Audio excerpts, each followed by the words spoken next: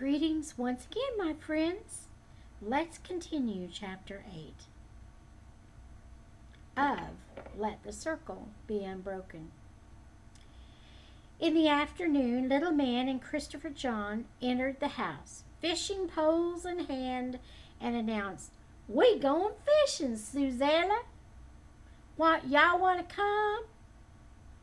Although neither Stacy nor I had been invited, we grabbed poles from the barn as well and went along. This was Suzella's first trip into the forest, and she seemed enthralled by the pines and the oaks and the sweet gums surrounding us. But as we went deeper into the forest and the trees began to thin, exposing the stumps and the fallen trees, she wanted to know what had happened. I told her nothing, since I figured that she had found out quite enough about us and our land, but Stacy told her about the lumbermen and how they had destroyed so much of the forest until Mama had sent him to Louisiana to get Papa, who had stopped them.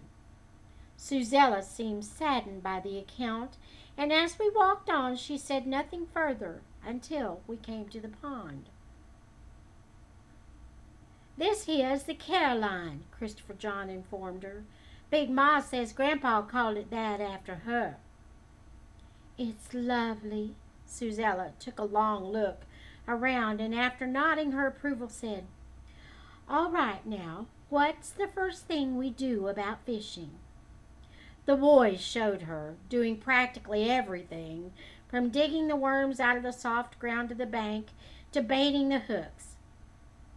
Had she wanted them to, they would probably have held the pole, and it was about the only thing they didn't do was put a fish on the end of it. Sickened by the whole thing, I left my pole where it was and went looking for a sweet gum tree. When I found one with its bark cracked and oozing out with its chewy goodness for anyone who cared to take it, I went back to Stacy and asked him for his penknife. Already settled on the bank with his fishing pole in hand, he looked up irritably. "What for?" "Just want to borrow it, that's all." I said, "What for?" "If you just gotta know, I want to get me some gum. Now let me have it." Stacy glanced over at Suzella. "You want some gum?" "Lord," I murmured.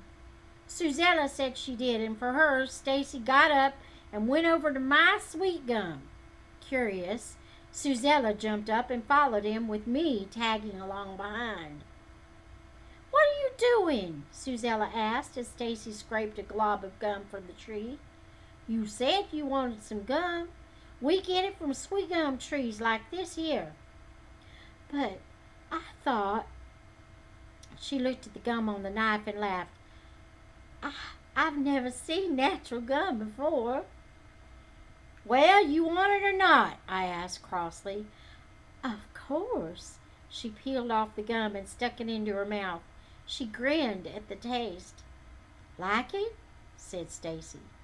"It's lovely." "Let me have the knife," I said, putting out my hand to take it. But Stacy wouldn't give it to me. "I'll get the gum for you."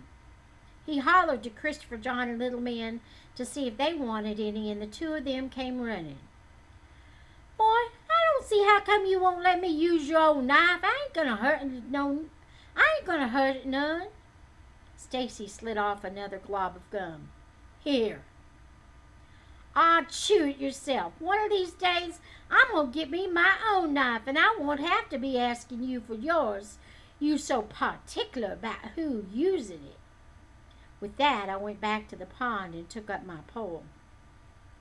Later, when each of us had several fish to our credit, and Suzella had calmed down after her excitement of actually catching a fish, she started asking questions again, this time about Mr. Morrison.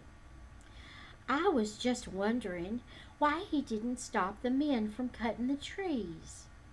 "Wasn't here," said Stacy. "He come a few months after that. Papa brung him." Suzella nodded thoughtfully. "I just can't get over how big he is. In fact, He's so big, he frightens me a little. He wouldn't never hurt you none, reassured Christopher John gently. Your family. But folks make him mad enough, though. He sure enough can hurt 'em bad all right, bragged Little Man. He's stronger than anybody. I bet you he's the strongest man in the world. We seen him lift a car one time, and last year he broke a man's back. Man, said Stacy quietly. Little Man glanced over at Stacy, knowing he would say no more, and grew quiet.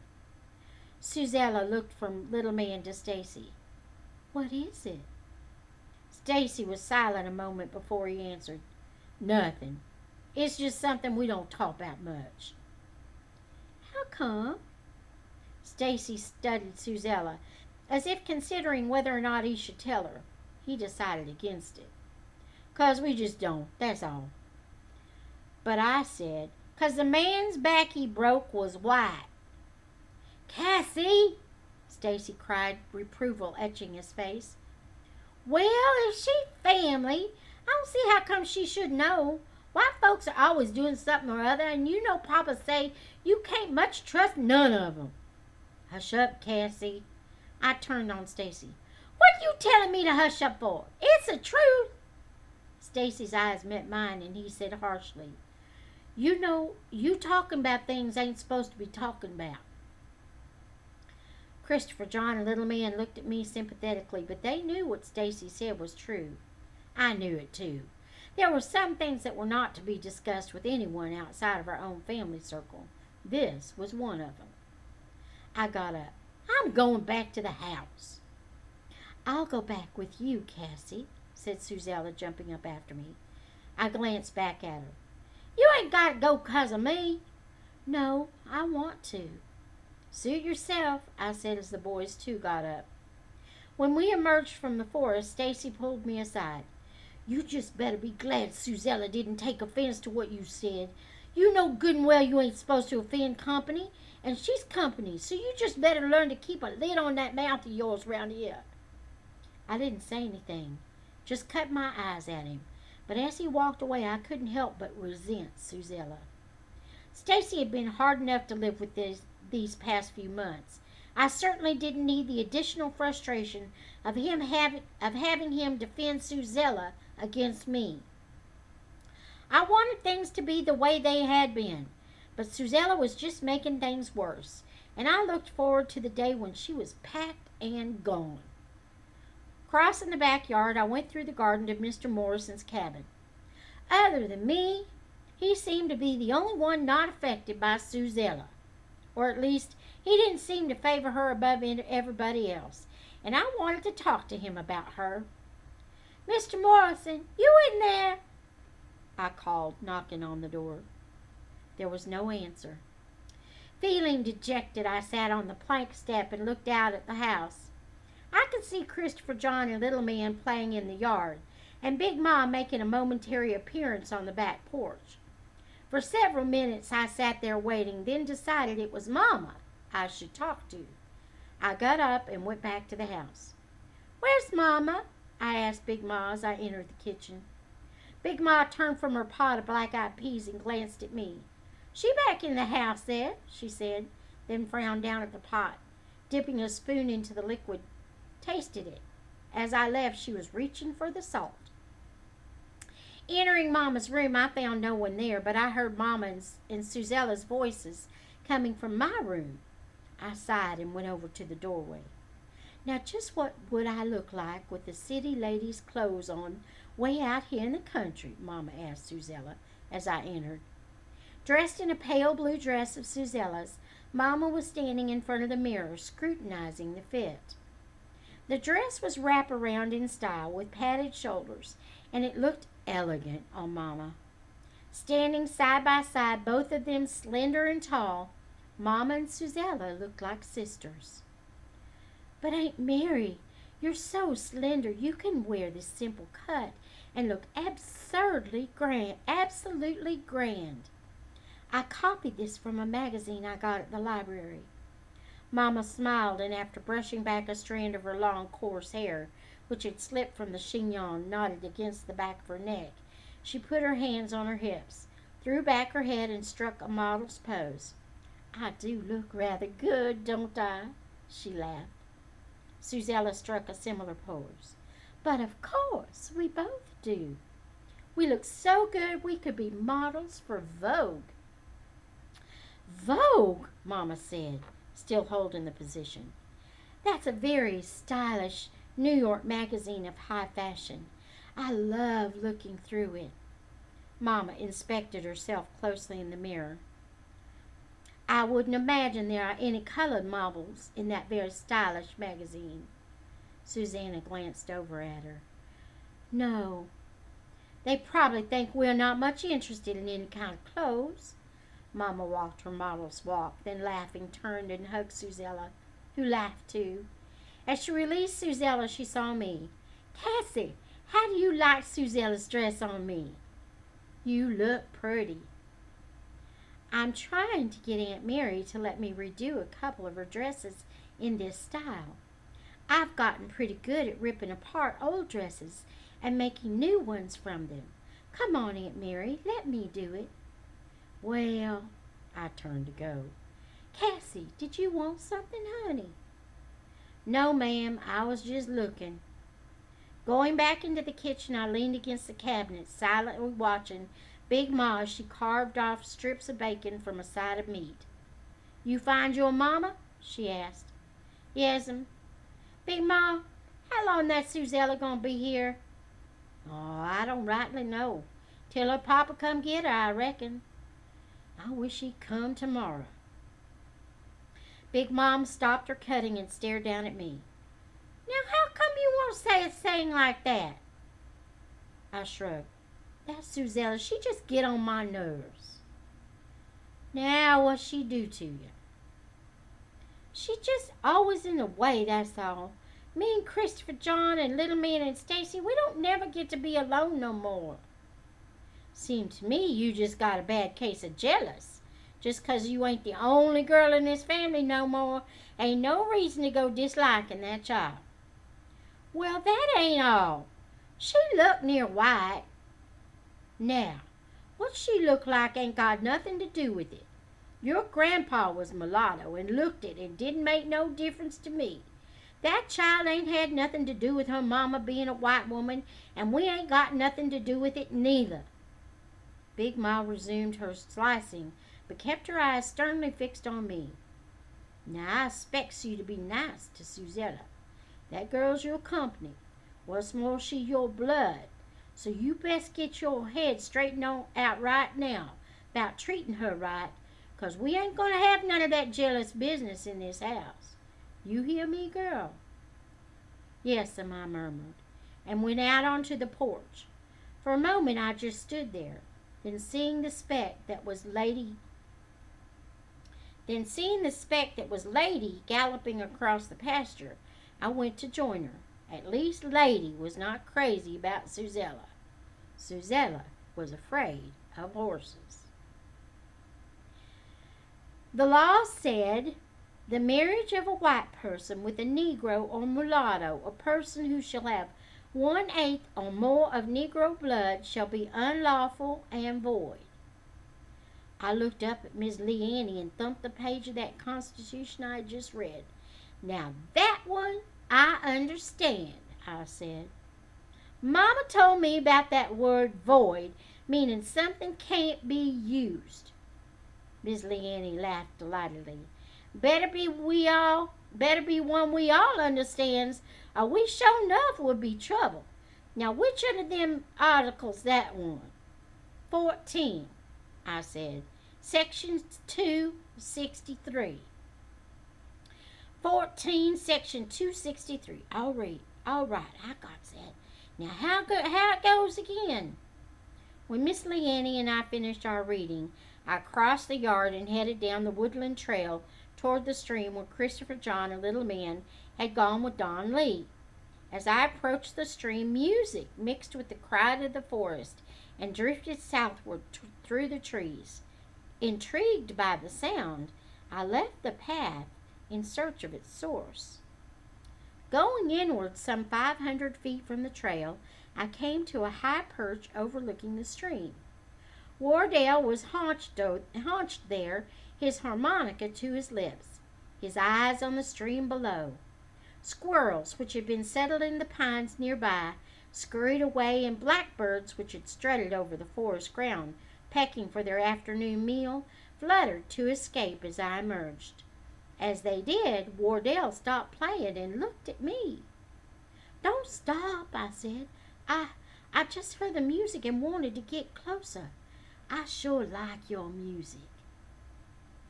Wardell stared at me, then, looking back at the stream, slipped the harmonica into his pocket. When he made no move to leave, I hesitated, then haunched beside him. Below us, wading in the stream and shrieking with laughter, were Christopher John, Little Man, and Don Lee. Suzella, who had come along, sat along on a log nearby, encouraging them in their play. Christopher John yelled for her to join them, but Suzella refused, saying that her dress would get wet. "Well, I got a pin," cried Don Lee, as captivated as the rest of the boys. "You can pin it. That's what my sisters do." Suzella, with the dress pulled up and between her long legs and secured by the pin, tossed off her sandals and laughing dashed into the water, where she immediately became it in a game of water tag.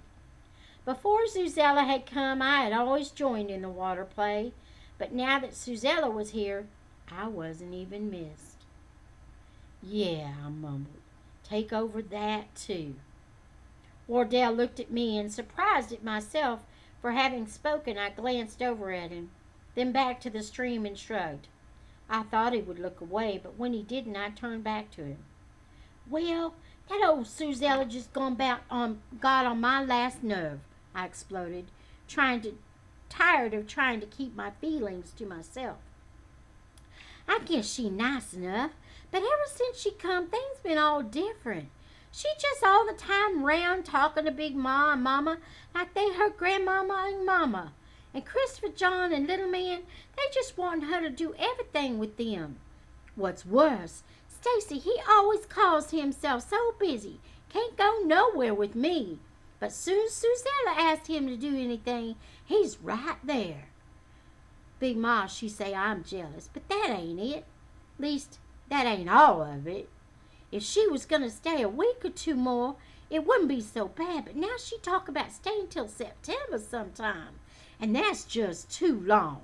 I just want her to get on a train and get on back home." Wardell's eyes had not strayed from me as I vented my rage against Suzella. Now he turned and looked again at the stream, feeling somewhat awkward about my outburst and not knowing what Wardell was thinking. I said nothing further as I too watched the play. After several minutes I stood. I gotta go." Wardell did not turn to look at me. His gaze remained on the stream. I started down the trail. "Cassie." I stopped and turned. Wardell was looking at me. "You're wrong and you know it," he said. Then, standing, he pulled the harmonica from his pocket and put it to its lips again. Turning his back to me, he walked deeper into the forest, leaving his music to trail him. I waited until the music was so faint that I could no longer distinguish between it and the sounds of the forest, then continued down the trail. I felt miserable. "I don't think she's so pretty," said Mary Lou Wellever after Sunday school. "Oh, I know she's your cousin, Cassie, and she looks all right, but she ain't looking all that good." Ignoring Mary Lou, who had just come up with Gracie Pearson and Alma Scott as I sat on the steps of the lower grades class building, I continued searching the yard for Wardell. Although he seldom came into church for Sunday school or the sermon, he was usually around the fringes of the church with Joe. But today I had not seen him, and I needed to see him, for I knew that I had said more than I should have about Suzella, and I was afraid Wardell thought less of me because of it. I was unsure what I would say to him once I did see him, or if he would even be interested enough to listen to me, but I had to try. I bet you one thing, though, Gracie giggled. I bet you think she's prettier than J.C. Peters. Mary Lou frowned. I don't think that J.C.'s pretty at all. I guess you don't, laughed Alma, seeing that Stacy's always talking to her. There they go now. Stacy and J.C. were crossing the schoolyard alone, having just left a group of older boys and girls at the end of the field. Stacy was doing all the talking, but J.C. was nodding, her eyes on him as if greatly interested in what he was saying. Well, I just think he's so cute, said Mary Lou, and I just don't see what he sees in that old J.C. I bet you he sees something in her wish he'd see in you, teased Alma. Oh, hush up, cried Mary Lou. I got up. Where are you going, Cassie? Mary Lou asked. I stared at her. All of a sudden, her interest in me had risen markedly. I glanced out at Stacy, knowing that he was not yet that hard up. I ain't going over to where Stacy is, if that's what you're wondering. No, I walked away, tired of their chatter as I crossed the yard. I noticed Jake Willis standing alone by the lower grades building, his eyes on a circle of young women near the church. I studied the group, knowing even before I looked that Suzella was in it. As much as I disliked Suzella, it bothered me that Jake Willis had taken to her. He was as old as Papa, maybe older, but since Suzella had arrived, he had watched her with the same intensity as the boys and young men. But his look was different. There was something distasteful about it. I saw Joe and asked him about Wardell.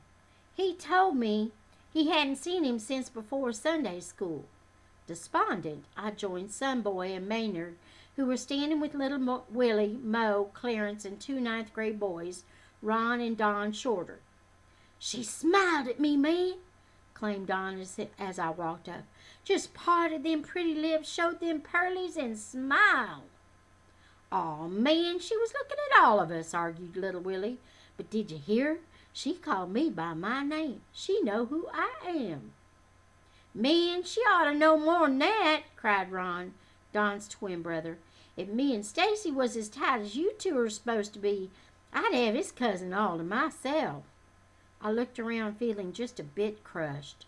Despite myself, I had begun to look at Ron Shorter in a new light lately, and his continued attention to Suzella bothered me, even though I knew he would never even look at me. I was too young. What about you, Mo? Ron said. How you doing? What? You and Suzella, man?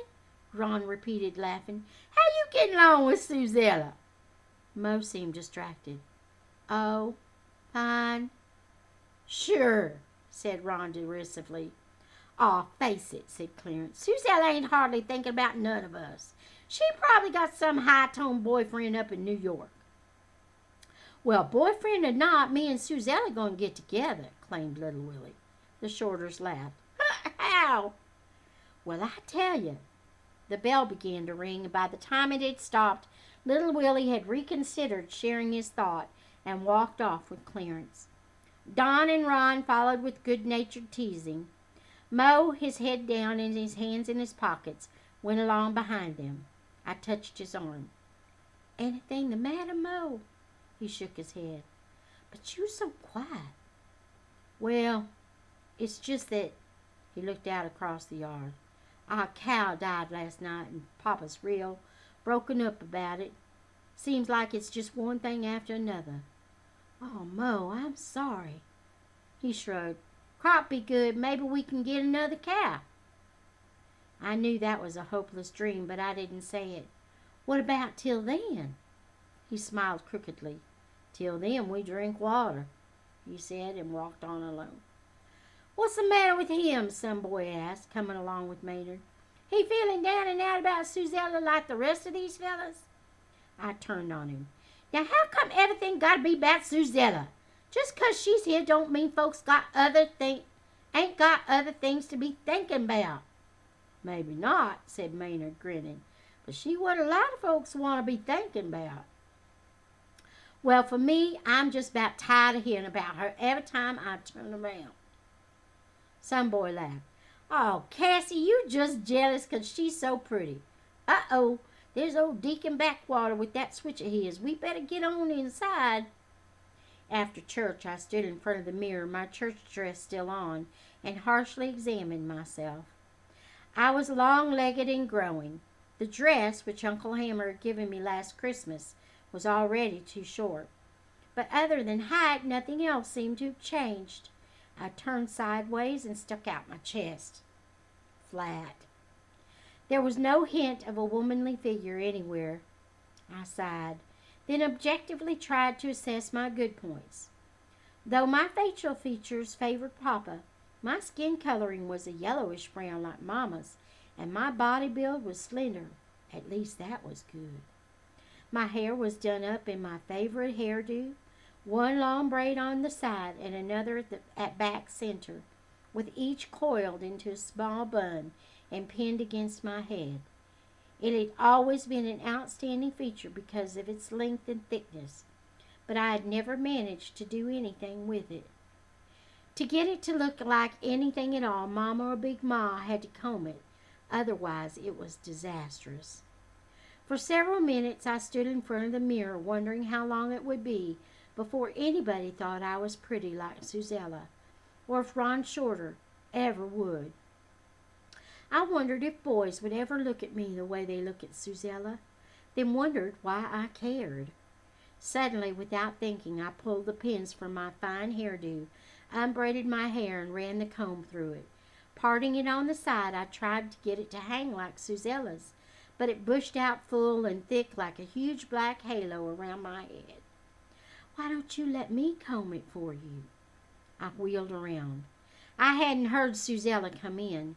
I can comb it myself, I told her angrily, and turned back to the mirror.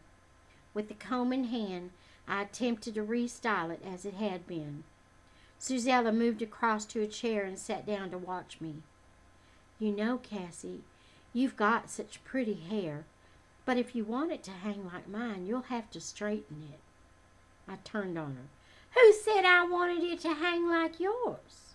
Well, you think you're such a big deal that everybody's round here trying to look like you or something? I never said. I like my hair just fine like it is. Ain't trying to change it neither, like yours or nobody else's. I didn't say you were, Cassie. Mama says there's all sorts of ways I can wear my hair when I get a bit older. Says she learned them when she was in school in Jackson. Says she's going to show me. When Suzella didn't reply to that, I went back to work on my hair. I managed to get a braid in the front and one in the back, but the hair all around the braids was puckered, and the part separating the braids crooked. If Suzella had not been in the room, and I had not been so angry at her interfering, or at myself for taking down my hair in the first place, I would have laughed. As it was, I simply coiled the braids in a circle and pinned them down. Having done the best I could, I changed into a school dress and turned to leave. Cassie, why don't you like me? I stopped and stared at Suzella. I had never expected that she would put the question to me point blank. I like you all right. No, I don't think so. Ever since I came, there's been something about me that you don't care for. Have I done something to you? I looked out the window. You ain't done nothing. Then is it because, Cassie, my mother's white? I looked at her but didn't say anything. Cassie, you can't just not like me because my mother's a white woman. My mother's simply my mother, and my father, and I love them both, just like you love yours. Don't blame me for something I can't help, Cassie. Big Ma says she needs me to help her in the kitchen, I said, opening the door. All right, Suzella said softly as the door closed between us. At dinner, Stacy told the rest of the family about the Turner's cow dying. Big Ma frowned at the news and after a moment's thought turned to Mama. Mary, it be all right with you, Sugar, tomorrow first thing. I'm going to take that 4-year-old milker of ours over there. Horace Turner with all them young children be needing that milk, and here we got to be throwing it away. Folks don't come get it. Hurts me to my heart. Mama agreed, and early the next morning, before the full heat of the day descended, Big Ma with the boys and me started out for Smelling's Creek, leading the cow, Nadine. It was a fine summer's day. Overhead the sky was the deepest of blues. Beneath our feet, the road was warm but not burning, and the world was awash with the dazzling brilliance of growing things.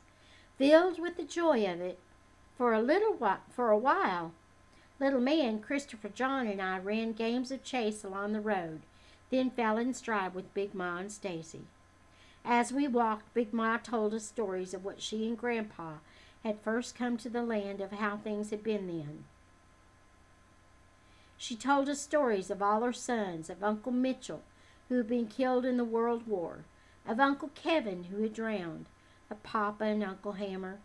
Most of her stories were funny, and we laughed a lot as we passed our vast cotton fields, where dark figures, as much a part of the earth as the cotton itself, waved a spirited greeting. Several times we stopped to talk with the people in the fields, stretching a 2-hour trip into 3, and consequently by the time we reached the Turner farm, the sun was riding high in the eastern sky.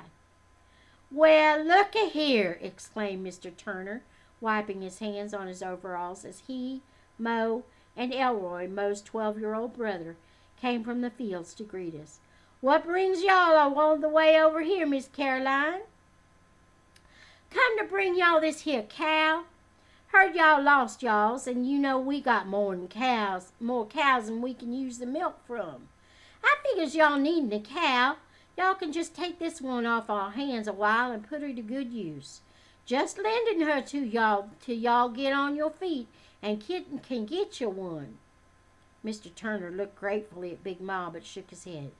"I sure enough appreciate this, Miss Caroline, but I just can't go taking y'all's cow, knowing I can't pay for her."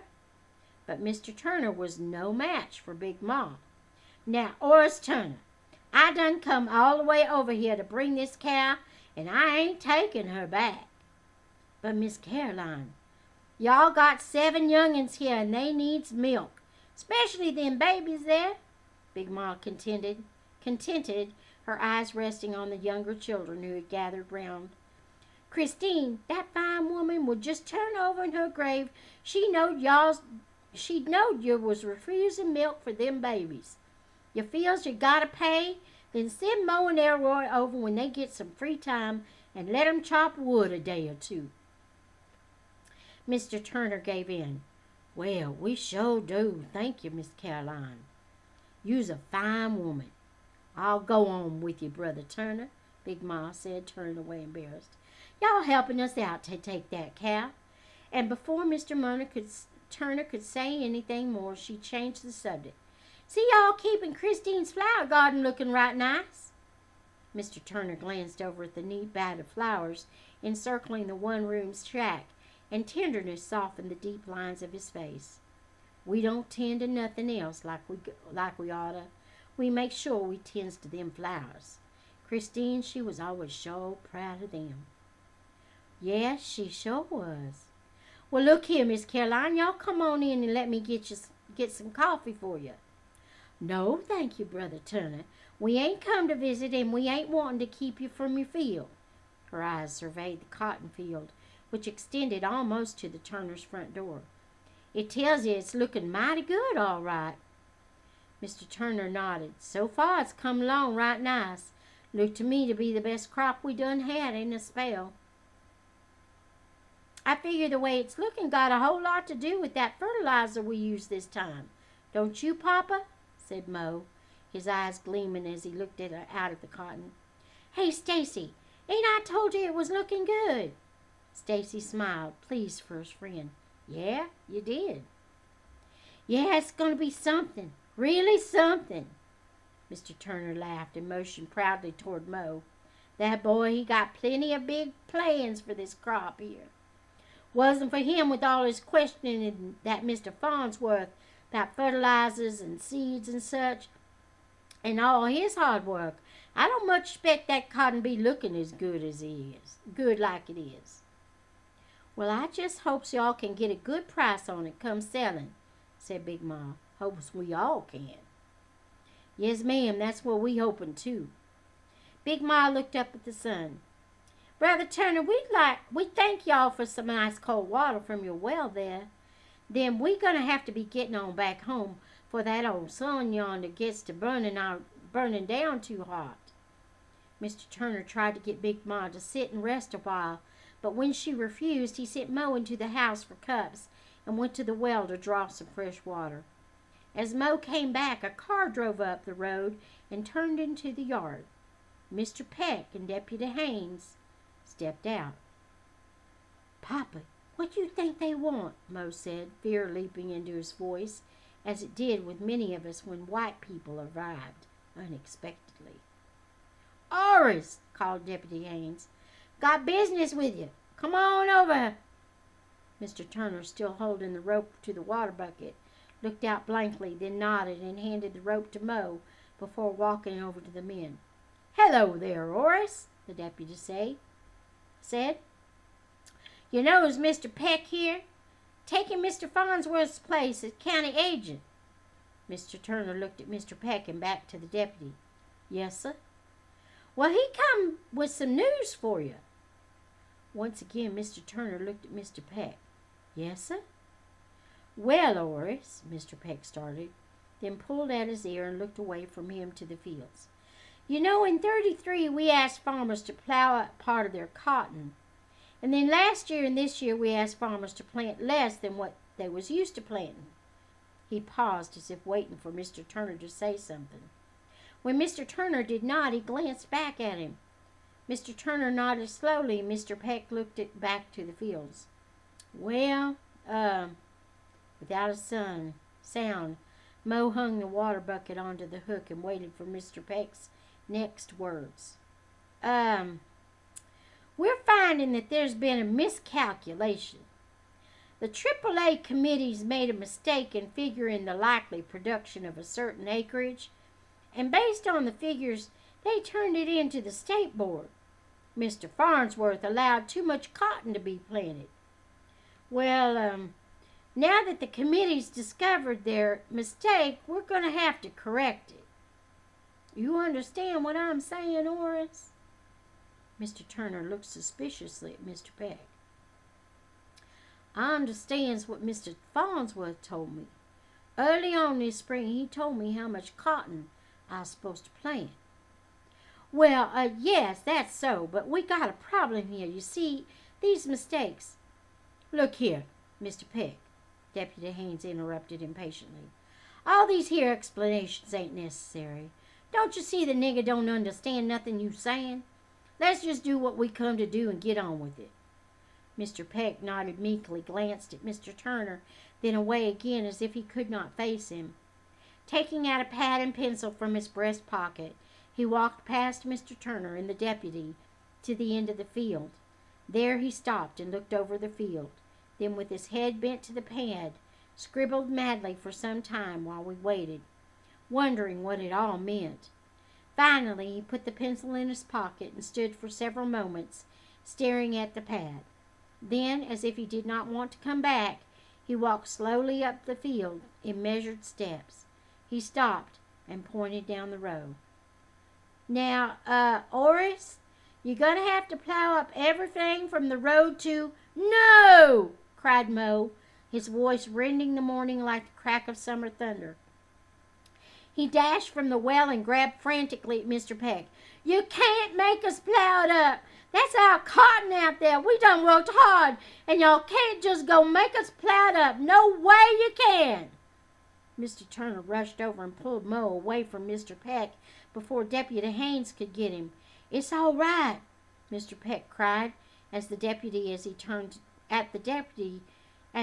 to take Mo from Mr. Turner. It's all right, Mr. Haynes. The deputy looked at Mr. Peck and after a long, tense moment stood aside. Papa, we can't let 'em do it. We done put too much into it. Hush, boy. Maybe you gonna let 'em, but I ain't, Mo jerked from his father's grasp and headed for the house. "I'll stop 'em!" Mr. Turner caught Mo again, and this time he hit him so hard that Mo fell backward onto the ground. I let out a gasp. Big Ma told me to keep quiet. Mr. Turner helped Mo up and held on to him. Mr. Peck, a sorrowful look in his eyes, wiped the perspiration from his face. "I know how y'all feel, and I don't like this no more'n y'all do. But it's got to be done. Ain't nothing against y'all. This here's happening to colored and white alike, and plenty of other folks gonna come under the same hardship. I'm the first one recognize all the work you folks done to put in your crop. It's a mighty fine-looking crop, but we gonna have to correct the figures." He sighed hard and looked at Mo. "I don't fault you, boy. I'd hate to lose this crop my own self." He stared out at the field in silence, then stuck the stick he carried into the soil. "I just hope y'all can understand this in time, Horace." Mr. Turner didn't say anything. Mr. Peck sighed once more and turned to face Mr. Turner, but it took him so long to speak, I wondered what he was waiting for. "You're going to have to do it now, Horace. I got to see you plowed up." Mr. Turner stared blankly at the agent. "Get a move on you, Horace," Deputy Haynes ordered impatiently. As if in a stupor, Mr. Turner glanced at the deputy, then walked behind the barn and brought back his mule. Asking none of his children to help him, he went into the barn, returned with his plow, and hitched the mule to it. He led the mule to the marked row and stopped, and, stopping, gazed out at his fields. Taking off his hat, he wiped his head with a red bandana, replaced the hat, and looking straight ahead, yelled, "Get on up, mule." As the plow cut through the earth, uprooting the plants to lie withering in the summer sun, Mo slowly followed his father out across the fields. Midway down the first plowed row, he stopped and picked up one of the uprooted plants. For some time he stood unmoving, staring down at it. Then he bent his head to it. His shoulders shook, and he cried. I felt like crying too. And that's the end of chapter 8. Until next time, may the Lord bless you and keep you. May he make his face to shine upon you and be gracious to you. May the Lord lift up his countenance upon you and grant you his peace.